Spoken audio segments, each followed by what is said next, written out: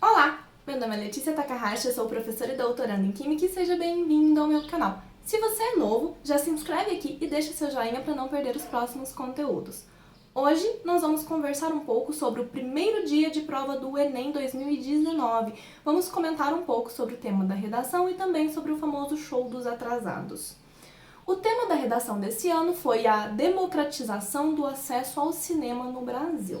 O tema foi divulgado pelo ministro da Educação no seu Twitter pessoal. Eu vou passar aqui para vocês rapidinho o videozinho do anúncio. Vou deixar também o link do tweet, caso vocês queiram verificar.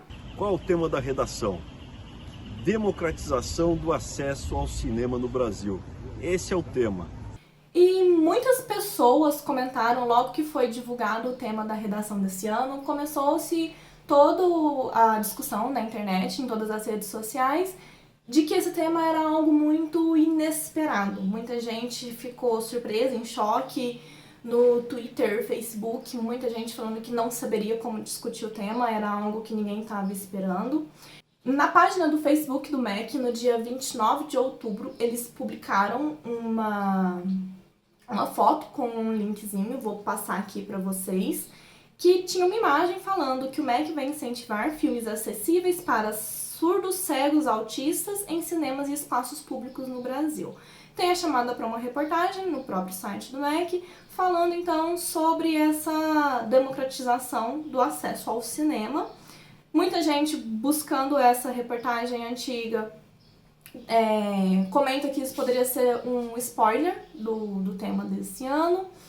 E, por enquanto, a gente ainda não tem quais que foram os textos bases passados para os candidatos. Nesse momento que eu tô gravando o vídeo, são quase 4 horas, então os alunos, os primeiros candidatos, estão sendo liberados da prova agora. Lembrando que eles iniciaram a prova às 1h30 e o tempo mínimo de prova para poder sair da sala é de 2 horas. Então, 3h30 começou a sair os primeiros candidatos, daqui a pouco nós deveremos ter na internet as primeiras provas, os primeiros textos, para a gente poder ver quais eram as orientações para a escrita dessa redação. Muita gente esperava que fosse cair outros temas, assim, eu particularmente não estava esperando nada muito polêmico, nem nada muito político, vim, assim, tendo em consideração a atual gestão do MEC, quem está gerindo agora, né, as provas, o nosso governo atual. Então, assim, mesmo a gente tendo outros problemas acontecendo no país, eu já imaginava que não fosse cair nem temas polêmicos, nem temas que de alguma forma tivesse viés político e ideológico, entre aspas. Então, assim, a gente teve desastres ambientais acontecendo desde o começo do ano, porque muita gente falou assim, não teria como cair temas que são recentes, por causa que a prova está sendo elaborada há mais tempo. Realmente, isso eu concordo. Então, por exemplo, temas que são muito recentes não teriam como cair, porque a prova foi iniciada lá no começo do ano, só que tem muita coisa que poderia ter surgido, só que já era esperado. E o movimento anti-vacina, muita gente estava apostando nisso, e eu achava pouquíssimo provável que caísse esse tema. Desigualdade salarial, desemprego, discriminação, nada disso era esperado pensando na atual conjuntura do MEC, do governo e de tudo. Então, assim, é algo que não me surpreende tanto, eu não estava esperando muita coisa, então, assim, tô surpresa, mas não tô. Esse tema, ele é um tema, entre aspas, bom, porque dá pra poder discutir bastante coisa. A gente tem que, voltando no que eu disse, a gente ainda tem que ver quais que foram os materiais, os textos que foram dados para os alunos para poder embasar, mas dá pra poder discutir muita coisa. Tem a questão do acesso ao cinema por regiões demográficas. Vou colocar para vocês todos os dados que eu estou falando, vão aparecer para vocês aqui na descrição, então vai ter o link de todas as matérias, de todos os dados que eu abordar durante o vídeo, então vocês podem conferir depois. Pensando em distribuição regional, 1/3 dos cinemas estão localizados no estado de São Paulo. Então, assim, 1 a cada 3 cinemas estão dentro do estado de São Paulo. E a gente tem o Brasil amplo. Então, só aí a gente já começa a pensar que já não é demograficamente falando, a distribuição das salas de cinema não é muito justa. Se a gente pensa ainda nas cidades que tem cinema, tá passando aqui para vocês agora o mapinha do Brasil, esses pontinhos cor-de-rosa são as cidades que tem cinema. Então, olha, todo o mapa tá quase todo cinza e a gente tem poucos pontinhos cor-de-rosa, que são onde temos cidades que tem cinema. Ou seja, não é todo mundo que mora em uma cidade que tem cinema. Então, só nesse ponto, demograficamente falando, a gente não tem uma distribuição democrática dos cinemas. Outro ponto que poderia ser abordado também é a questão de valores. Os cinemas, hoje em dia, eles não são baratos. Olhando, eu consultei o site dos cinemas aqui da minha cidade. Um ingresso numa sala 2D convencional, que é a sala mais simples, mais barata, está em torno de R$30. Isso varia um pouco se é durante a semana, se é final de semana, mas na faixa é R$30 o ingresso de cinema para poder assistir na sala mais comum que tem, na sala mais simples. E estudante, então, paga meia, no caso, em torno de uns R$15. Se a gente pensa que hoje no Brasil nós temos mais de 12 milhões de desempregados e uma família com um pai, uma mãe e um filho que seja estudante, eles gastariam em torno de R$75 para poder ir ao cinema. Então, assim, não é um valor barato, não é um valor trivial, não é um passeio de família que qualquer família poderia fazer. Pensando ainda que, então, mas não precisa ir todo mundo, Isso já é uma exclusão, né? Se a gente pensar que muitas pessoas não vão ao cinema por essa questão de valores, mas, vai só o jovem que paga meia porque é mais barato. Tem gente que pensa assim. Ainda assim, não é tão barato. Pra gente que vive uma classe média, mais ou menos, R$15 pode até não ser muito.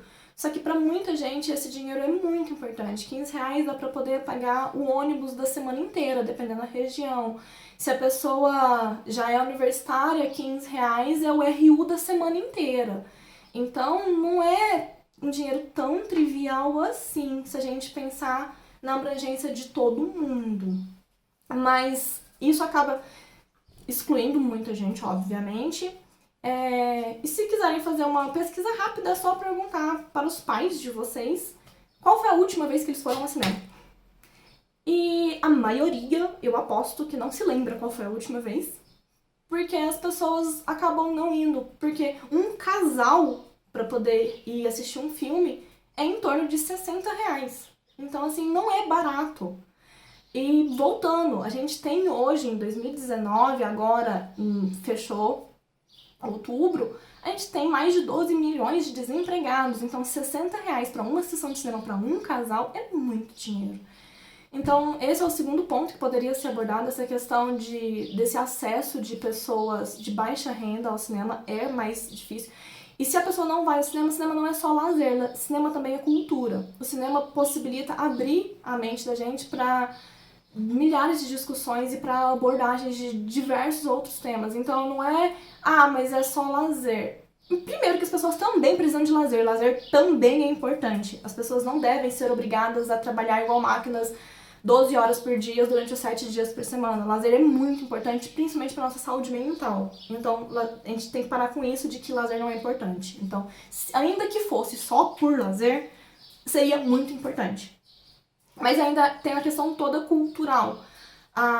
O acesso à cultura não é democrático. Por exemplo, se a gente conversar com qualquer pessoa e perguntar qual foi a última vez que ela foi ao teatro, muitos vão falar que não se lembram. Tem muita gente que nunca foi ao teatro. Eu fui pouquíssimas vezes, porque mesmo sendo estudante, mesmo pagando meia, é um valor que pesaria no meu orçamento.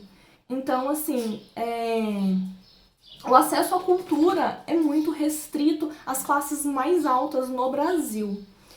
E o terceiro ponto que poderia ser abordado é a inclusão de pessoas deficientes, e isso vai em diversas deficiências. Tem a inclusão de pessoas surdas, popularizou um tempo atrás uma reportagem de uma surda reclamando porque o cinema, desenhos infantis, não costumam ter sessões legendadas. E isso é muito real. Se você pegar na sua cidade mesmo os cinemas que tem, pega os desenhos que estão em cartazes e veja quantas sessões tem de desenho legendado. Lembrando que legendado não é apenas para adultos. Legendado, muitas vezes, inclui essa pessoa que é surda, porque ela não consegue ouvir. Então, ela precisa das legendas para poder assistir. E essa falta de sessões infantis legendadas dificulta muito a inclusão das pessoas nesse meio cultural. Temos ainda a questão da inclusão de pessoas com outros tipos de deficiência. Uma outra iniciativa que uns tempos atrás popularizou bastante foi alguns cinemas que criaram a seção azul, que era para crianças autistas, que eles colocaram as salas com o som mais baixo, porque, como a gente sabe, as pessoas que têm o autismo, me corrija se eu estiver errada, elas são estimuladas de formas diferentes pelo meio, então esse som muito alto, a sala muito escura, tudo isso esses estímulos sensoriais para a criança deixa ela desconfortável. Então essa seção azul foi criada com o som mais baixo, a luz ficou meio acesa, não apagou completamente, e as crianças podiam conversar, podiam andar durante a sessão, e é uma forma de inclusão dessas crianças que têm o autismo, porque normalmente na sessão convencional as mães, os pais, os responsáveis se sentem muitas vezes inibidos de ir com a criança, porque às vezes a criança pode reagir de uma forma não convencional e atrapalhar o filme das outras pessoas. Aliás, esse é um outro ponto.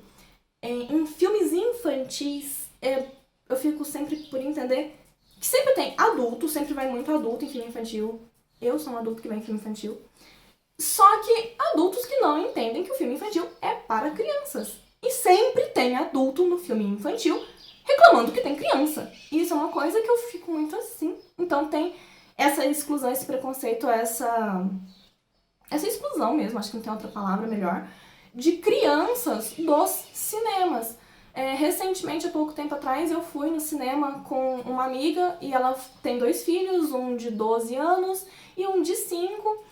E ela falando que às vezes ficava um pouco constrangida do filho conversar, do filho perguntar e querer mostrar, e tipo, ela acaba, não faz isso. Só que é a criança sendo criança, e é um filme infantil, e é os adultos que tem que entender que criança é criança e que é normal.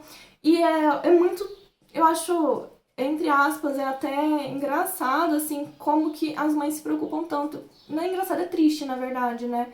Igual nessa mesma sessão, na minha frente, tinha uma outra mãe com uma outra criança, e a criança virou pra trás pra poder conversar, e a mãe toda constrangida, tipo, não, senta de volta, fica, filho.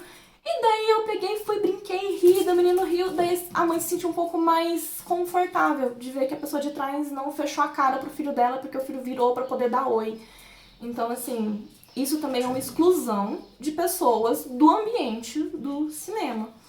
Também, hoje em dia o acesso de pessoas com deficiência motora já está um pouco melhor, então a maioria dos cinemas já tem rampa, tem espaço para cadeira de rodas, então isso é uma coisa que tem sido trabalhado nos últimos anos, então a gente está avançando nesse quesito, mas existem muitos outros que precisam ser trabalhados. Então eu acho que o tema dá para poder ser abordado nessas vertentes. Se você prestou o Enem hoje, deixa aqui nos comentários como que você discutiu o tema, como que você escreveu a sua prova. Se você não prestou também, mas você leu o tema, achou interessante, como que você escreveria a redação, para que lado que você levaria, deixa aqui nos comentários pra gente. Se vocês discordam de algo que eu tô falando também, pode deixar aqui, a gente conversa, a gente bate um papo legal, é sempre bacana, a gente tá trocando conhecimento. E o segundo tema que eu queria abordar no vídeo de hoje é sobre o famoso show dos atrasados do Enem.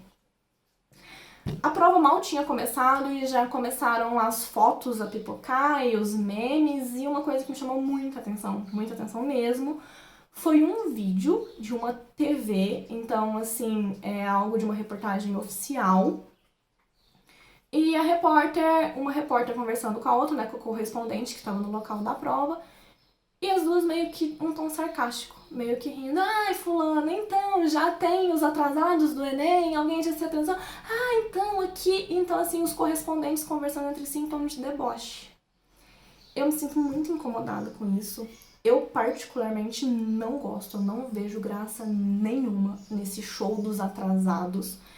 É algo que me deixa extremamente desconfortável. Por quê? A gente não conhece a realidade dessas pessoas.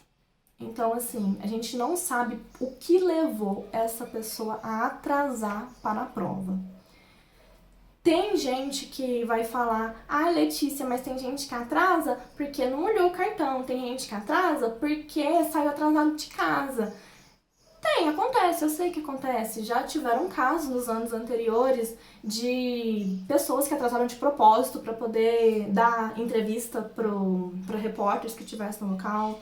Teve um ano que eu lembro que teve um candidato que foi vestido de Homem-Aranha, ele chegou atrasado de propósito para poder ficar pendurado no portão. Teve uma outra reportagem, há muitos anos atrás também, de uma moça que falou que atrasou porque ela estava maquiando antes de sair. Então tem, a gente sabe que acontece. Só que esses casos não são todos e isso não é a régua, a métrica que a gente pode usar para poder medir todo mundo. Nem todo mundo tem condição de sair de casa mais cedo para poder chegar no local de prova mais cedo. Muitas pessoas foram fazer o Enem hoje em outras cidades diferentes da cidade onde mora. Muitas pessoas trabalham, então tem muito adolescente de baixa renda que já trabalha. E não só adolescente, lembrando que o Enem já tem muitos anos, que como ele é o acesso para a universidade, tem muitos adultos e tem muitos idosos e tem gente de todas as idades prestando Enem para poder voltar para a universidade, e isso é muito positivo. E tem gente que trabalha de sábado, de domingo, e essas pessoas, mesmo pedindo a dispensa no serviço, como a prova está prevista para poder começar 1h30, o fechamento dos portões a 1h, muitos patrões liberam com, vamos supor, 1 hora de antecedência. Ah, se você tem que estar no seu local de prova 1 hora, eu vou te liberar meio-dia. Essa pessoa sai do emprego meio-dia, ela tem que comer ainda, porque assim, a pessoa tem que se alimentar, é legal. Ela tem que se deslocar, nem todo mundo tem carro ou moto. Muitas vezes, em cidades maiores, a pessoa tem que pegar 1 ônibus, 2 ônibus, 3 ônibus, metrô para poder chegar no local de prova. Então, nem todo mundo tem condições de se deslocar com essa antecedência toda para chegar no local. Nem todo mundo pode conhecer o local de prova antes. Então, assim, é indicado que você vá conhecer o local antes, para você não se perder. Realmente, é indicado, é muito legal. Super recomendo quem pode fazer isso, de fazer isso. Mas tem muita gente que não consegue, que não pode, tem gente que trabalha, tem gente que tem filho. Existem outras realidades que vão além das nossas. O mundo não gira dentro do nosso umbigo. E o que é verdade pra mim ou pra você pode não ser a verdade de todo mundo. E eu acho muito triste as pessoas debochando, rindo e fazendo memes dos sonhos de alguém. Então eu particularmente não vejo graça nenhuma no famoso show dos atrasados, porque muitas vezes são pessoas que elas tinham sonhos ali, que elas perdem coisas importantes. E a gente não tem como saber se a pessoa atrasou de propósito, se a pessoa atrasou por um motivo fútil, se a pessoa atrasou por uma coisa real, por um motivo válido. A gente não tem como saber da verdade dos outros. Então eu acho errado a gente rir e debochar de algo que é tão sério pra alguém. Então, assim, essa é a minha opinião. Eu sei que muita gente vai achar bobagem, mas assim, eu particularmente não vejo graça no show dos atrasados, eu não vejo graça nenhuma nas reportagens. Essa reportagem que eu comentei, eu ainda acho antiético as repórteres estarem ao vivo fazendo cobertura e em tom de risada, de graça daquilo que estava acontecendo. Tem gente que leva numa boa, nem todo mundo tá indo prestar o Enem como se fosse uma coisa tão importante assim. Então, tudo depende muito de pessoa para pessoa. O que é muito importante para mim, pode não ser muito importante para você. Então, o que tem um peso muito grande na minha vida pode não ter um significado tão relevante na sua. E a gente tem que entender que pessoas diferentes têm sonhos diferentes e colocam expectativas diferentes nas coisas. O mesmo acontecimento pode influenciar de formas totalmente distintas a vida de duas pessoas. Então, eu acho que a gente deveria pensar um pouquinho mais se realmente é engraçado tudo isso. E, bom, o vídeo de hoje fica por aqui. Final de semana que vem tem mais. Domingo que vem a prova vai ser de ciências exatas e da natureza, então a gente vai ter as questões de química, que é a minha área. Eu volto durante a semana com um vídeo sobre o episódio de Pesadelo na Cozinha do Eric Jacan. Então, se vocês estão curiosos, fiquem aqui, já se inscreve, já ativa o sininho pra não perder. A gente vai comentar, então, isso pra mim é meme de verdade, é uma coisa que é engraçadinha, a gente vai rir. É divertido até. A gente vai falar sobre os memes, claro, mas também sobre a química por trás do freezer, do famoso freezer do pé de fava. E é isso, até a próxima. Não deixa de escrever aqui nos comentários o que você achou, o que você tem para poder falar, pra gente poder conversar um pouco, eu conhecer um pouco melhor todos vocês. Deixa seu like, se inscreve e não esquece de compartilhar para esse vídeo atingir mais pessoas. Tchau, tchau e até a próxima!